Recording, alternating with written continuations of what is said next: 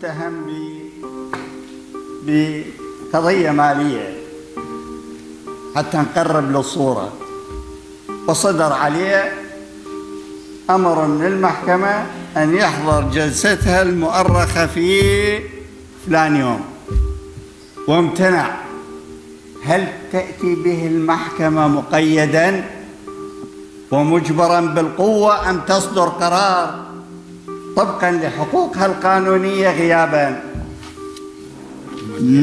نص القانون أنه في حالة إخلال المتهم بقواعد وأصول الإجراءات وفي حالة امتناعه عن الحضور أمام المحكمة سيطبق القانون بحقه بإحضاره جبراً أمام المحكمة، وإحنا طبقنا القانون. هذا بأي مادة في القانون؟ 145 من الأصول الجزائية و156 أيضاً من الأصول الجزائية. سؤال من فضلك. أنت مالك حق، سمعت السؤال؟